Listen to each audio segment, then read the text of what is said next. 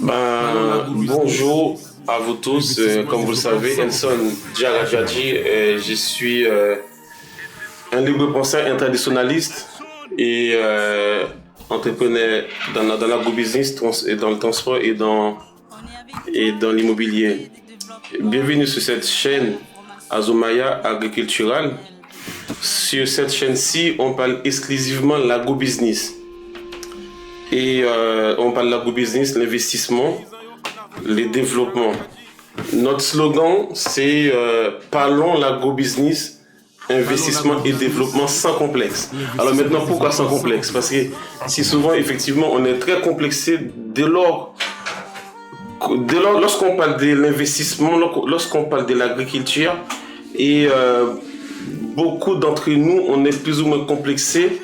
Et c'est comme si c'est les paysans, c'est des gens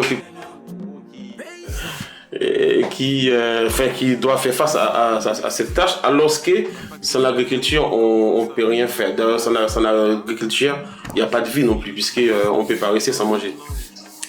Et aussi, vous savez, je vais vous dire, si vous souhaitez effectivement construire une communauté forte, une communauté puissante, il faut d'abord s'investir en vous.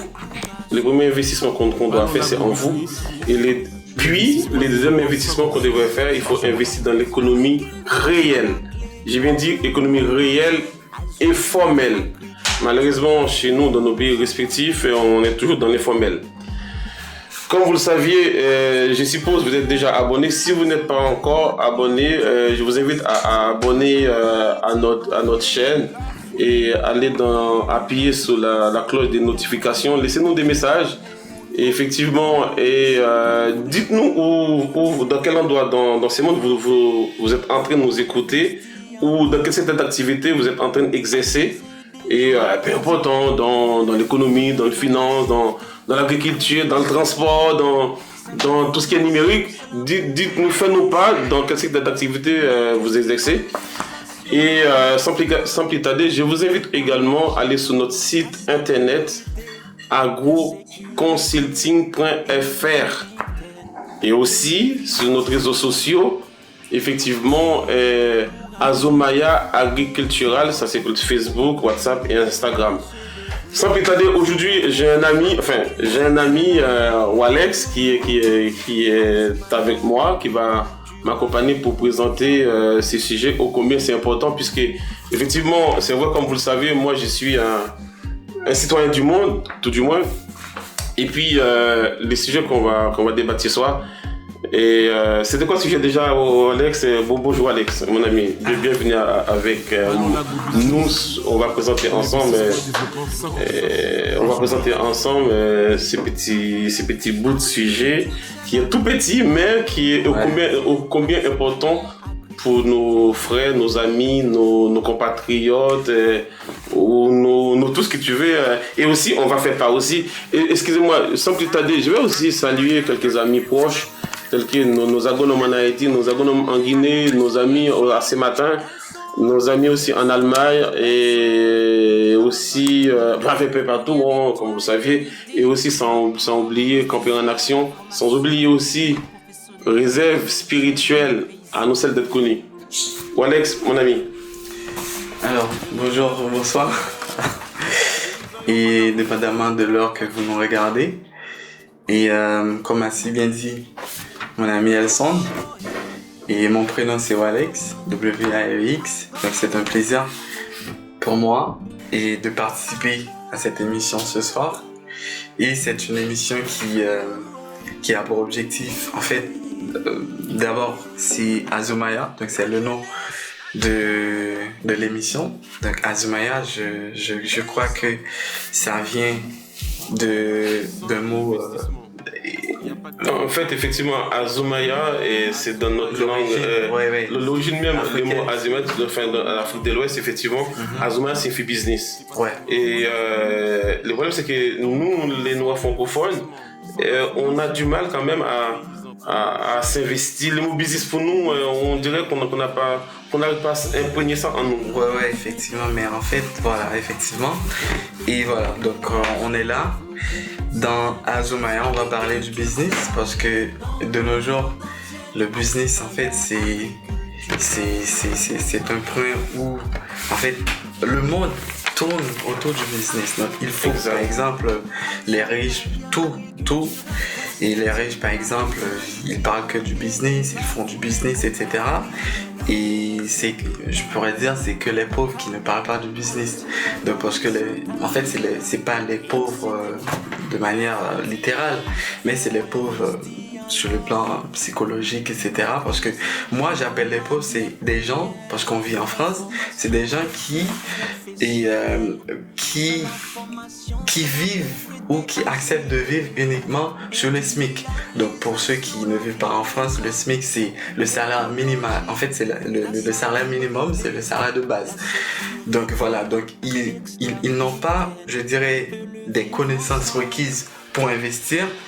Et aussi, en fait, il y a aussi ceux qui ont les connaissances requises pour investir, mais par contre, ils ne veulent pas ou ils s'inquiètent.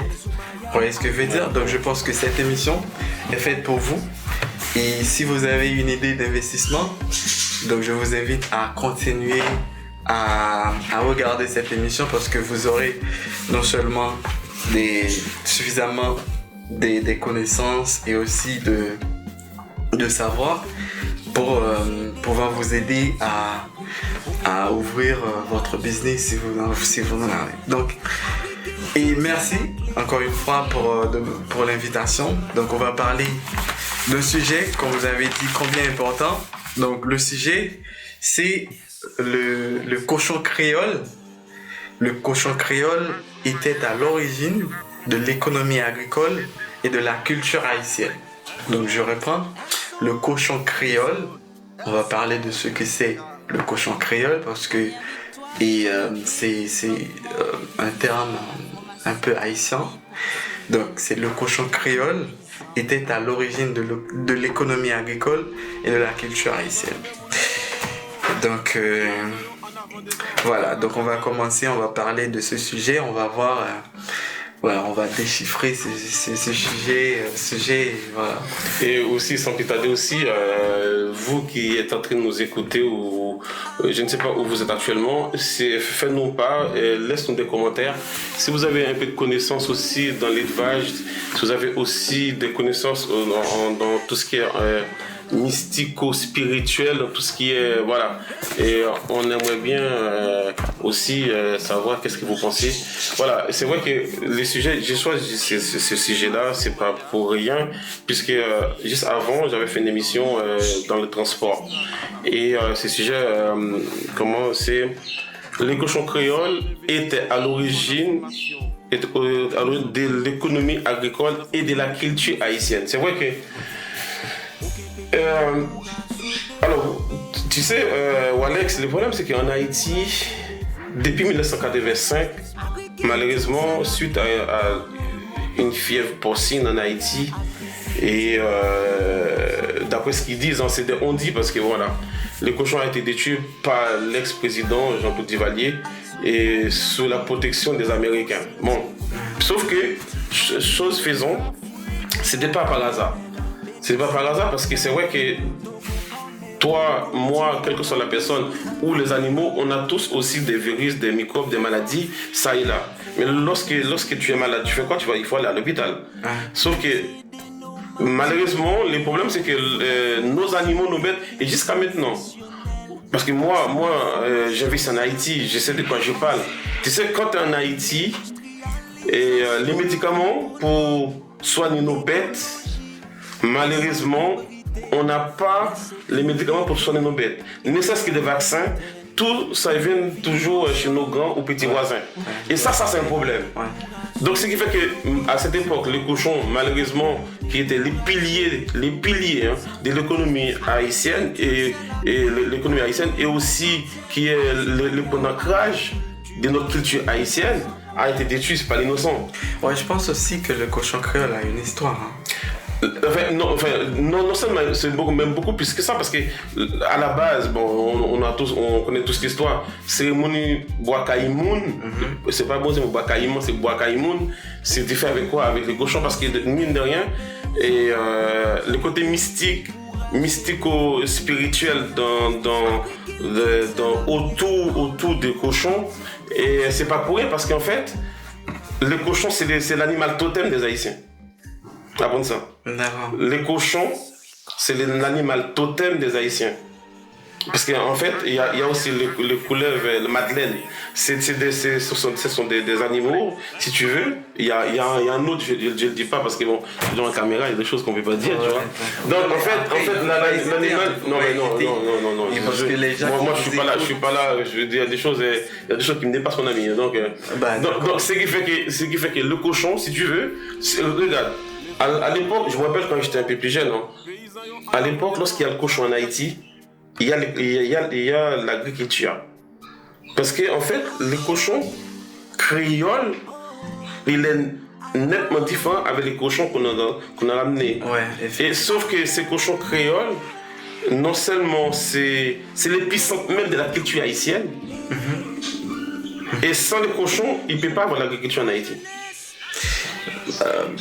En fait, l'agriculture, c'est un terme assez vaste. Hein. Après, non, en fait, l'agriculture, c'est un terme assez vaste, oui. Ouais, c'est très vaste. Et bon, le fait de dire que sans le cochon créole, on ne peut pas avoir une agriculture, je pourrais dire, y faire une bonne agriculture en Haïti. J'ai bien dit Haïti, hein, parce que moi, je sais bien de quoi je parle. Je vais te dire entrer. Je parle pas de la France. Hein. Moi, je viens en France, je suis un Français d'origine haïtienne, c'est vrai, mais en fait, je parle pas de l'agriculture française. Je parle pas de l'agriculture dominicaine. Je parle de l'agriculture haïtienne. D'accord. Pourquoi tu as dit ça? Parce qu'en fait, il faut éclairer les gens qui... non, mais attendez, il y a des choses... Tu sais, Haïti... Est-ce que le cochon créole est indispensable? Parce que le cochon créole, il est indispensable. Et la preuve en est... Le cochon créole, il est indispensable. Non seulement au niveau économique, mais il est aussi indispensable au niveau du développement même des Haïti, je vais te dire. Et à l'époque, enfin, on va laisser le côté historique, côté mystique, tout ça. On va parler de l'économie. Tu sais, à l'époque, lorsqu'il y a le cochon, c'est le carnet blanc des Haïtiens. Et les cochons, il n'y a pas un paysan qui n'a pas de cochon chez lui. Et avec ces cochons, c'est avec ces cochons, lorsqu'il y a un décès, lorsqu'il y a le mariage, lorsqu'il y a tout. Parce qu'en fait, si tu veux, le cochon, autour de ces totems-là, de cette bête, si tu veux, il y a une sorte d'économie circulaire. D'accord. Il y a une économie circulaire et même, j'en suis persuadé, les gens qui suivent cette émission, qui nous écoutent, qui ont plus de quarantaine, ils savaient bien pertinemment à cette époque, le cochon, ça tourne autour. Enfin, il y a une économie circulaire. Mais sauf que depuis 1985, on a détruit les cochons et tout est détruit. D'accord. Donc il n'y en a plus des cochons créoles en Haïti. Donc c'est ça a été éradiqué effectivement. Là, il y a encore quelques cochons créoles. Moi, j'en ai 2 ou 3 cochons créoles. Oui. Comment tu peux faire? Il y a des choses. Maintenant, je vais te dire l'histoire. L'histoire, c'est que en fait, les Américains, on a détruit le cochon pour 2 raisons. Parce qu'il y a le côté mystico-spirituel. D'accord. Et il y a le côté de l'économie. Mais sauf que ça prend du temps, on n'est pas assez intelligent. Et c'est là que je fais... Tu sais, on est trop naïf. Les Haïtiens, on est trop naïfs, on a trop de paresse. Pour ne pas dire qu'on est paresseux, tout du moins. On a trop de paresse. On attend tous les autres qui nous disent qu'est-ce qu'on doit faire. Je vais te dire un truc très simple. Je me rappelle en 1995, il y avait l'histoire de vache folle en France. Il y a pas mal de gens qui ont des cheptels qu'on a détruits tous ces bêtes. Mais c'est pas pour autant qu'on croise les bois, oui, parce que l'État français a détruit tous les bêtes et puis maintenant. Non! C'est vrai que les cochons ont été détruits, mais qu'est-ce qu'on fait après? Jusqu'à maintenant, les Haïtiens, ils attendent, ils espèrent. Tu vois ce que je veux dire? C'est pas parce que. Ils sont passifs. Ils sont toujours dans attentisme plutôt. Ils sont attentistes. Donc ce qui fait que les cochons ont été détruits et depuis là on fait quoi? On attend. On attend avec les gars là-haut là, je sais pas comment ils s'appellent moi. Mais tu vois les gars là-haut, il va nous amener des cochons, non?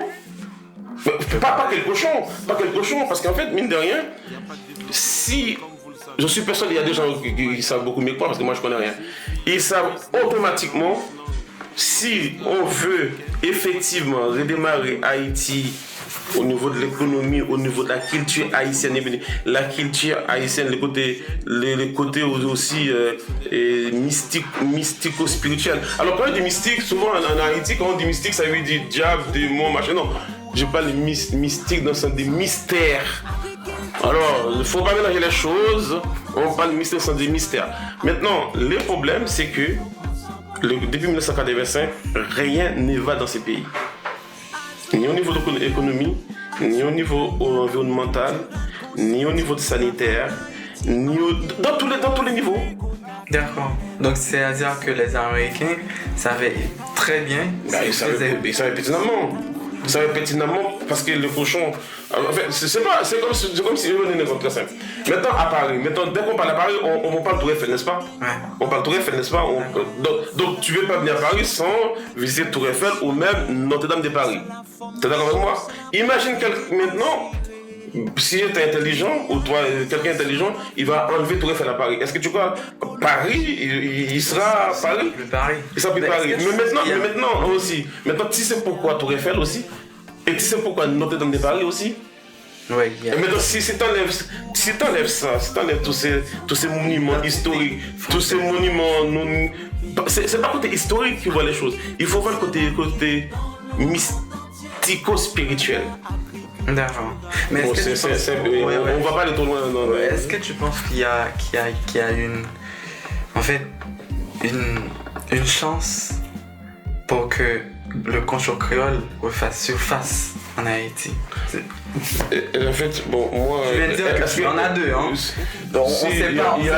Il y a des gens qui ont le cochon en Haïti. Ouais. Mais sauf qu'on est négligent, on est innocent et on est dans le paresse. C'est que on pense que c'est l'autre qui doit nous dire qu'est-ce qu'on doit faire et aussi on n'est pas responsable. Les Noirs francophones, on n'est pas responsable. Soit c'est les diables, soit c'est Satan, soit c'est le Jésus, soit on n'est pas responsable. Si on est responsable, parce qu'en fait, mine de rien, lorsqu'il t'arrive quelque chose, tu fais quoi? Tu es en train de te nicher pendant toute ta vie? Il faut agir. Ok, d'accord. Maintenant. Tu n'arrives pas à nourrir ta famille. Il y a 1 an. L'année passe, l'année continue, tu es toujours dans le même schéma. Et tu ne veux pas mettre en place une politique familiale pour ta famille.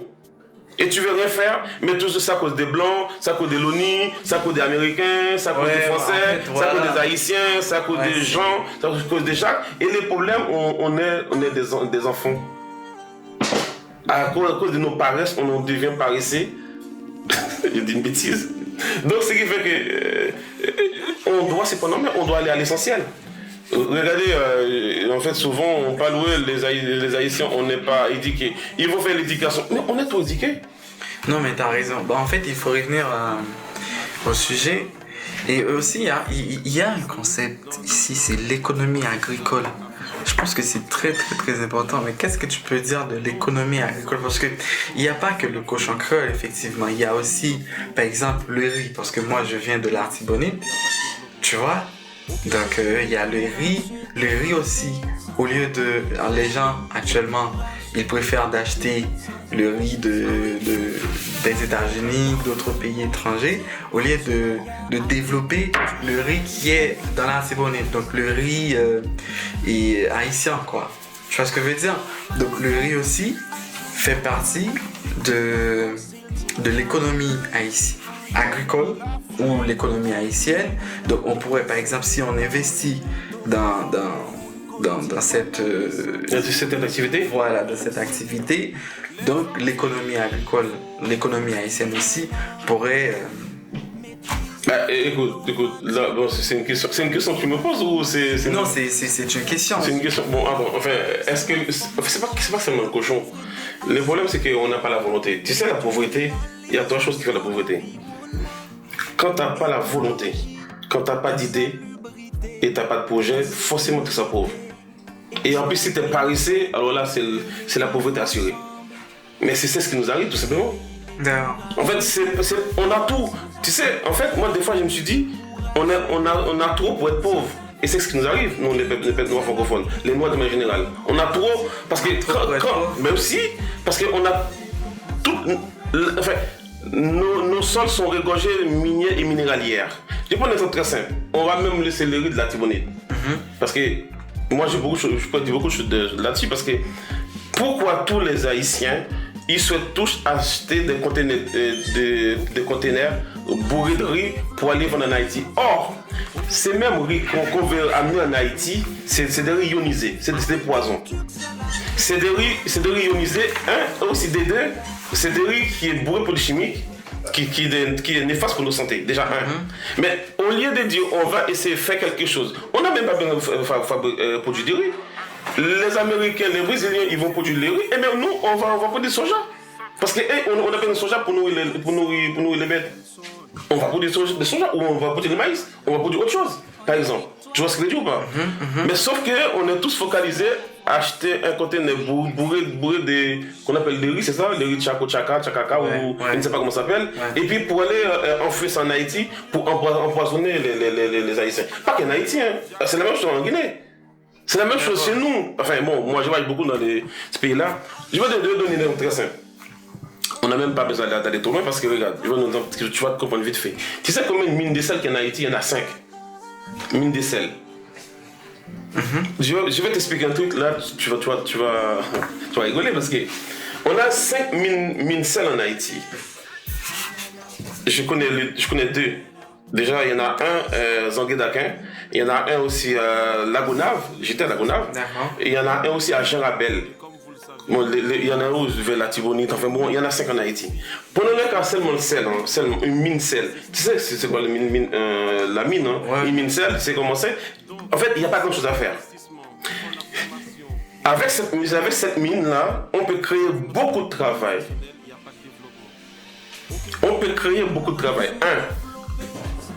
Tu sais que jusqu'à maintenant, les gens, ils n'ont même pas de pelle pour ramasser de cette sel à la main. Et où sont les Haïtiens, où sont les Noirs, où sont les gens? L'État aussi. Tu sais, moi, je ne sais pas, c'est le mot de l'État, je ne sais pas, je ne peux même pas prononcer ces mots-là, moi, parce que moi, je ne sais pas ce que ça veut dire. Faible, bon, ok, je ne dis pas ce que je n'ai pas dit. Maintenant, pour tu dis l'État, bon, je vais me permettre de prononcer ces mots. Pourquoi les Haïtiens qui sont aux États-Unis, Canada, ou les Noirs, ou même Antillais, ou même les Dominicains, pourquoi on ne s'investit pas dans cette mine-là, tout en sachant que avec une mine de sel comme ça, tu sais comment ça se produit le sel? Il y a un lagon, il y a la mer, lorsque la mer haute, l'eau ça ruisselle dans le lagon, et c'est comme ça le sel se produit. Okay? Bon, maintenant, les gens, ils n'ont même pas de matériel, même pas de pelle pour ramasser le sel. Et c'est même pas de manière artisanale. Déjà, je vais t'expliquer. Donc, avec un peu d'intelligence, quand j'entends les gens haïtiens là qui disent ouais, on a des mines, on a des l'or, on a des bauxites, on a des... Non, mais les gars, il y a beaucoup de... Attends, laisse-moi t'expliquer. Si seulement on a une mine sel qui est beaucoup plus facile à exploiter, on ne peut pas l'exploiter, voire même l'or qu'on a, il n'est même pas en phase d'exploitation. Tu comprends ce qu'il veut dire ou pas? On a soi-disant les mines d'or, soi-disant entre parenthèses, on n'a même pas dans phase d'exploitation. Parce que pour installer des machines pour extraire l'or ou pour extraire les pétroles, enfin l'hydrocarbures tout du moins, il faut au moins 10 ans. Et ça coûte des millions. Or, avec une mine de sel, par exemple, on peut acheter des machines, déjà une machine pour des tractopelles pour ramasser le sel. Comme ça évite les paysans à ramasser le sel avec la main.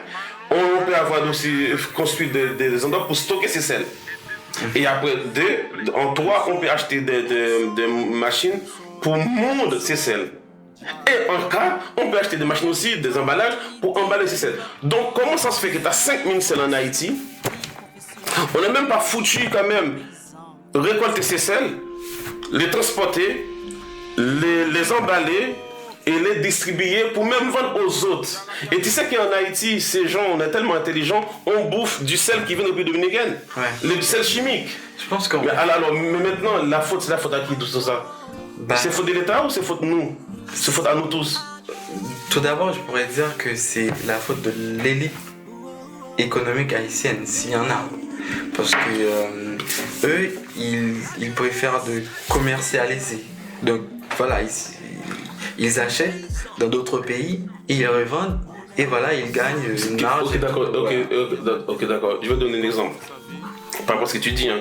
Tu sais, en France, t'es en France comme moi, n'est-ce pas? Moi, au début, je suis en France, il y a une société qu'on appelle AGS, qui sont à Gennevilliers. Hein. Bon, je sens faire la pub. Hein, AGS, écoutez-moi bien, c'est AGS qui est responsable, enfin, c'est le seul transport logistique française qui transporte Martinique, Guadeloupe, La Réunion, en fait tous les DOM, tous les TOM. D'accord. Et qui c'est ses clients? Les DOM et les TOM. Ceux qui veulent Martiniquais, Guadeloupéens, et le Wallis, Futuna, bref. Et tu trouves c'est normal que nous, tu vois, il n'y a pas un Guadeloupéen intelligent ou 10-15 Guadeloupéens intelligents qui dit écoutez, stop, on va aussi mettre sur la table pour mettre aussi en place un système de transport comme AGS. Mais puisqu'on ne fait rien, et les gars ils continuent. Alors maintenant tu me dis, comme tu m'as dit, les bourgeoisies haïtiennes, c'est ça? Ouais. Oui mais attendez mon ami, c'est normal, qui sait qu'est-ce que tu crois que les Haïtiens n'ont pas d'argent? On a de l'argent, mais on n'a pas la volonté. Sauf que tout autant qu'on fait rien. C'est vraiment on a tout autant on fait rien. Bon après il faut l'intelligence parce que l'intelligence, on va pas acheter l'intelligence dans un magasin non plus.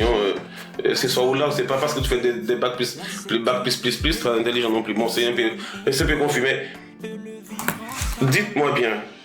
Au lieu, par exemple, qu'on est en train de faire des débats, des toits bas, des bas bas, on fait des analyses politiques, polypathiques, à 10 à 15, on peut mettre quelque chose en place. Moi, j'ai vu ça en Haïti avec quelques amis. Les projets, j'ai travaillé sur 9 projets. 9 projets. Depuis 2017, trouver des gens qui disent les gars, on va faire ça. Les gars, ils disent mais non, ça marche pas, il faut l'État, il faut ci, il faut ça. En fait, c'est qu'on est plus dans une logique attentiste. On est plus dans le paresse, c'est pas notre faute, on n'est pas responsable. C'est la même chose. Va effectivement, si tu vas par exemple au Congo par exemple, les Congolais c'est la même chose. C'est la même chose, c'est pas ma faute, écoutez, c'est à cause de l'État, c'est à cause de l'État. Quand tu discutes avec un Guinéen, tiens, je donne un exemple, tu vas comprendre vite fait. Tu sais au Cameroun par exemple, le Cameroun, l'agriculture n'aime pas même pas mécanisée. Et le Cameroun, qui est au centre, Afrique centrale, sa production, tu sais qui vient acheter sa production? Les Gabonais, les Guinéens équatoriaux, les Centrafricains qui viennent acheter sa production agricole. Hein? Et pourquoi? Donc la terre qui est au Cameroun, c'est la même terre qui est au Gabon. Et pourquoi les Gabonais ils ne produisent pas? Pire encore, en Guinée, moi je connais mieux parce que bon, c'est mon pays, mon pays d'accueil, mon pays, tout ce qui est d'origine si tu veux. Et en Guinée, l'agriculture n'est même pas mécanisée. Ils produisent, comme ils n'ont pas beaucoup d'argent, ces productions, il y a les Maliens qui viennent l'acheter, les Sénégalais qui viennent l'acheter, l'ananas, tu sais l'ananas qu'on consomme en France là, on nous fait quoi? Ça vient de la Côte d'Ivoire? Non mon ami, ça vient de Guinée qu'on a créé à Kindia. On les fait transiter, on doit faire transiter. En grande partie, l'ananas qu'on consomme, ça vient à Kindia. Comme il est pauvre, et ils ont problème de port, on fait passer là-bas. Et même les Sierra Leonais. Donc, non seulement l'agriculture n'est même pas mécanisée, ils arrivent à produire les peu de production qu'il a, comme ils n'ont pas beaucoup d'argent, les autres ils viennent acheter comme ils ont de l'argent. Donc c'est la même chose en Haïti. Les Haïtiens vont acheter en République dominicaine. C'est pas parce qu'on est plus riche que les Dominicains, parce qu'on est paresseux. On est paresseux. Qu'est-ce que je veux dire? Donc quand tu dis on est paresseux... Mais attendez, on est paresseux, comment ça se fait ton grand-père? Ton grand-père, il a travaillé, malgré tout, il a travaillé, il arrive à nourrir ton père. Parce qu'il ne faut pas me dire que ton père il est plus intelligent que ton grand-père. Enfin, je ne sais pas. Si ton grand-père il arrive à nourrir ton père, et ton père arrive à te nourrir toi, et comment ça toi tu peux pas nourrir tu peux nourrir tes enfants, tu attends une ONG pour donner du riz pour donner à tes enfants, dis-moi. Qui est plus intelligent que d'autres? Ouais, je comprends. Non, j'ai une question. En fait, c'est logique. Hein. Parce qu'en fait, tout autant tu fais rien, tout autant tu me dis c'est pas ta faute, tu vas jamais trouver la solution. De stockage. Explique-moi. Comment ça se fait dans un pays, effectivement, on n'a même pas de système de conservation. Tu sais, les sels. C'est avec les sels, on peut conserver nos aliments. Ouais. Puisqu'il n'y a pas de courant. Enfin bon, Il y a beaucoup de choses à dire. C'est vrai qu'il y a un problème politique, mais le problème, ça vient de nous aussi, quelque part, parce qu'on n'a pas la volonté. C'est ce que j'essaie de ne pas parler de la politique. Hein, parce que... non, moi, je ne suis pas politicien, moi, je ne sais même pas lire. Je n'ai pas été à l'école, moi. Je sais ni lire ni écrire, je sais que pour lire. Non, mais c'est ça, puisque... je suis ça. Non, mais on va revenir au sujet, parce qu'on est là pour parler. Le sujet aussi va arriver aussi. Voilà, effectivement. Et en fait, pour éclairer les gens, il faut dire aussi que l'agrobusiness, il repose sur 5 piliers essentiels, 5 étapes, qui est d'abord la production. Donc, comme tu as si bien parlé, tu as si bien dit, etc. Donc, il faut produire. Et pour produire, il y a une certaine manière de faire. Hein. Exact. Et voilà. Donc, et après, la connaissance et la capacité. Voilà, il faut qu'il y ait de la connaissance, etc. Et aussi, on ne peut pas le faire tout seul. Hein. Tout seul, on ne peut pas. Donc c'est presque impossible parce qu'il faut d'autres investisseurs, etc. Exact. Mais pour investir, il faut que... Et il y a aussi d'autres trucs qui entrent en ligne de compte. Par exemple, on ne peut pas investir dans un pays où il n'y a pas la sécurité. La sécurité également, c'est essentiel. Parce que pour les investisseurs étrangers, pour venir, donc c'est vraiment dans un pays... C'est ce qu'il disait dans d'abord la sécurité, l'électricité, tu vois, c'est un tout. C'est un ensemble. Tu sais, je vais te dire, Alex, effectivement, les développements, comme je disais dans la chanson, sans l'agriculture, sans l'investissement, il n'y a pas de développement. Mais aussi, sans l'énergie, il y a des énergies nécessaires. Sans ces énergies, tu ne peux pas se développer. L'eau et l'électricité. Et la troisième, c'est la communication. J'ai pas dit j'ai dit communication. La route, la voie. Donc, ce qui fait que non seulement on a tous les problèmes dans nos pays, on a tous les problèmes, que ce soit dans le Caraïbe ou en Afrique. Le problème, c'est que il y a certains pays en Afrique de l'Ouest qui commencent à se développer, le Nigeria par exemple. Tous les pays anglophones, ils commencent à tirer les points de la bête. Tu vois ce que je veux dire? Moi, c'est pourquoi j'essaie de taper fort aussi le noir francophone, parce qu'en fait, on est trop intellectuel, on est trop titi, et puis voilà, on veut pas aller à l'essentiel. Et malheureusement, on est les seuls, tout du moins, qui croient toujours c'est en faisant des études qu'on va réussir. Ça date longtemps, les gars. Longtemps, ça date très longtemps. Si on fait des études, effectivement, on pourra mieux réussir. Mais non, c'est passé tout ça, c'est fini. Au jour d'aujourd'hui, c'est la technologie. Voilà. Regarde, si je pose une question, on va arriver tout ça. Hein. Si je te dis, si je te demande quelle est la base scientifique, quelle est notre base scientifique? On n'en a pas. On n'a pas de base. Et sans la science, on ne peut pas se développer. Sans la science, on ne peut pas se développer. Quelle est notre base scientifique? Quelle est notre base de réflexion? En fait, notre réflexion est basée sur la matrice des Occidentaux. Ouais. On essaie de copier. Mais on copie mal. Attends, tu vois ce que je pose des questions clés. Hein. Quelle est notre base de réflexion? Notre base de réflexion, on est à l'occidental. Tu sais, je donne un exemple, j'étais en Guinée dans un hôtel et puis il y avait 10 jeunes, et on discutait avec eux, tout ça, tu vois, c'est des jeunes qui sont instruits comme en Haïti. Les mecs, minimum, c'est Bac plus 3. Non. Et en Guinée, qu'on a crié, et puis on a discuté tout ça. Et les gars, toi, tu fais quoi? Ouais, moi, j'ai une licence en sociologie. Moi, j'ai un master en sociologie. Moi, j'ai un master en psychologie. Moi, j'ai un master... En fait, après, les gars, ils disent, mais attendez, t'es en Guinée, ouais. Ton Bac plus 4, Bac plus 3 en sociologie, de quelle sociologie vous parlez? Ouais, écoutez, les mecs ils commencent à détailler la sociologie occidentale. Ils disent, mais t'es bête, mon ami. Mais tu te rends compte? Est-ce que toi, tu vis en Europe ou pas? Comment tu peux me parler, par exemple, la matrice de la sociologie occidentale, tu connais même pas ton histoire? Quelle est la sociologie guinéenne? Ouais. Donc, en fait, c'est ça le problème. On est toujours, on veut être plus chauvin que chauviniste, quoi.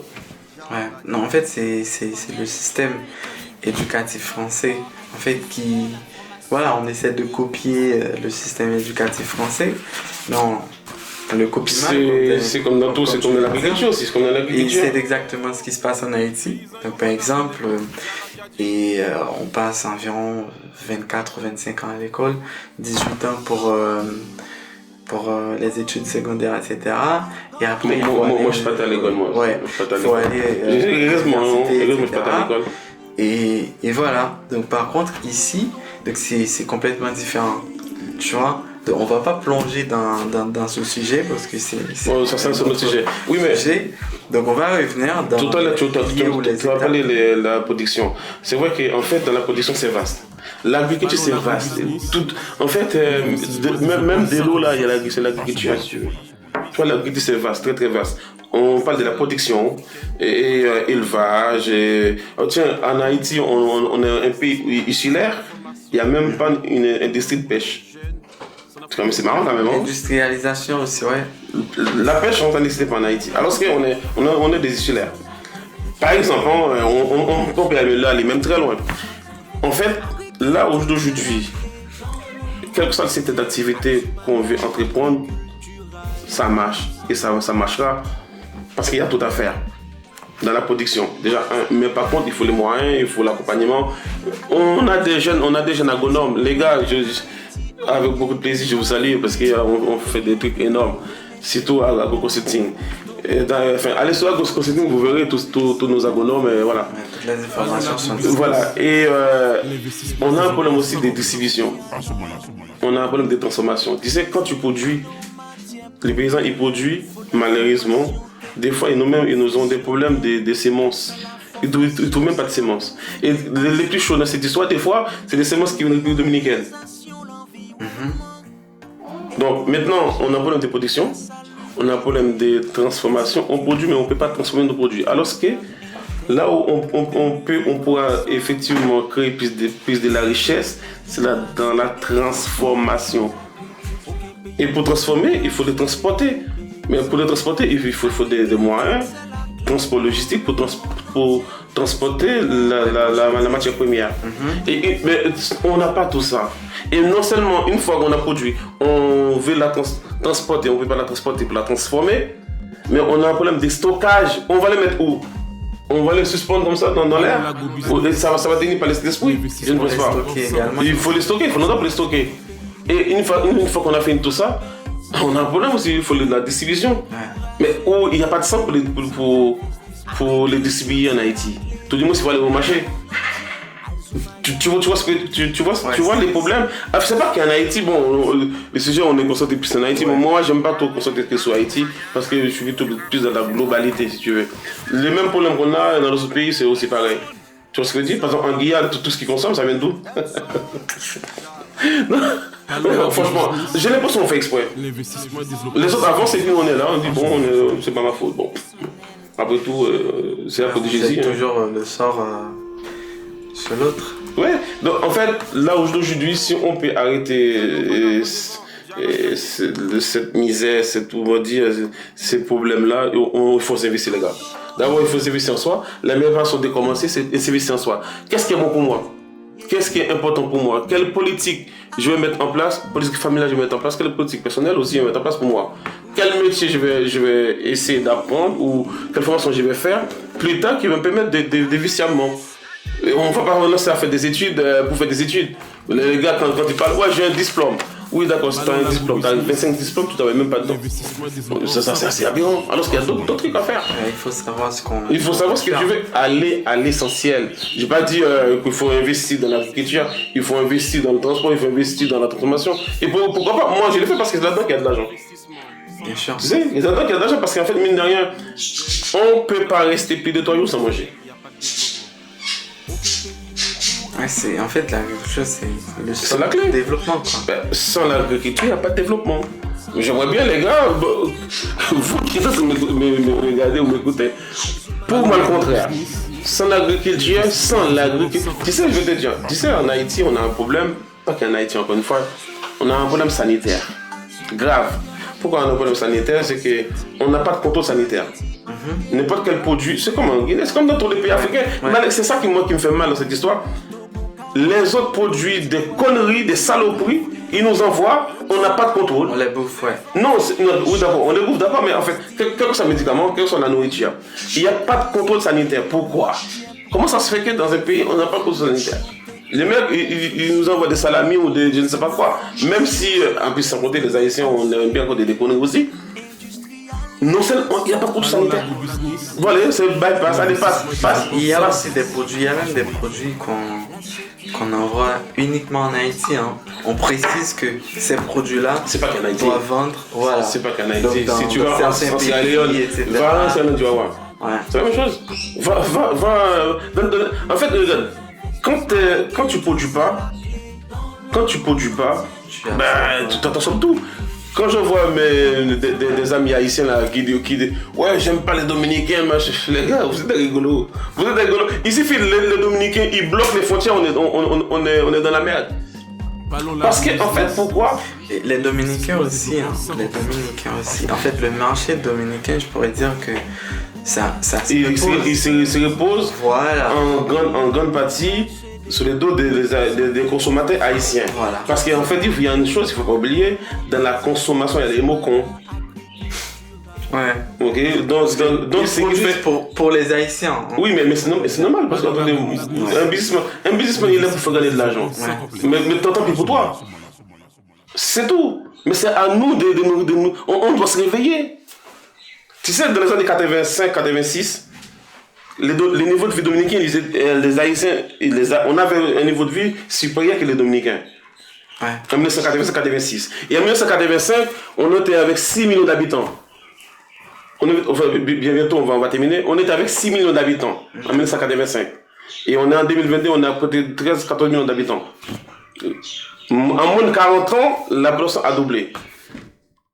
Et les infrastructures, il n'y en a pas. L'agriculture est moribond. Les transports, il n'y a rien qui fonctionne. Enfin bon bref, mes amis, l'émission va toucher à sa fin. Et s'abonner à Azumaya Agricultural. Et aussi aller sur notre site internet www.agroconsulting.fr et aussi Facebook, YouTube et Azumaya Agricultural. Et on va pouvoir continuer ces débats et puis peut-être à la prochaine occasion. Et puis sinon, restez en vie, pensez toujours à s'investir, ne serait-ce qu'en vous, et puis investir dans l'économie réelle. Donc, quel est ton mot de la fin, mon ami Alex? En fait, je vous remercie pour de m'avoir invité. Et merci à vous aussi qui avez regardé l'émission. Donc, je vous invite à abonner, donc, si vous n'avez pas encore abonné. Et j'espère aussi que l'émission vous a apporté de nouvelles connaissances, de nouvelles informations. Et en fait, je vous rappelle aussi que c'est une émission qui se passe deux fois par semaine. Hein, deux fois par semaine. Les week-ends et les mi-semaines. D'accord. Donc mercredi, jeudi et les week-ends. Et samedi, dimanche. Voilà. Donc c'est ça. Et après, donc, je vous rappelle également que notre objectif, c'est de parler de l'investissement, de parler de l'agrobusiness. Et on cherche des investisseurs. Voilà. Que ce soit en Haïti ou en Afrique. Ouais.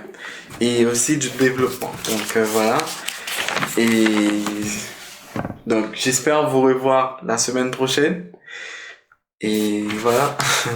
Écoutez les amis, c'est fait un grand plaisir. Donc à très bientôt. Azumaya Agricultural. Il faut pas oublier notre slogan, c'est parlons l'agrobusiness, l'investissement et le développement sans complexe. Et l'agriculture toujours sans complexe. Parce que sans l'agriculture, sans le développement, il n'y a pas de vie. Et si on est pauvre, c'est parce qu'on ne veut pas s'immiscer dedans. À bientôt. Aucun pays ne pourra se développer sans agriculture. Aucun pays ne pourra se développer sans investissement. Agriculture, c'est la clé dans le monde entier. Azumaya Agriculture.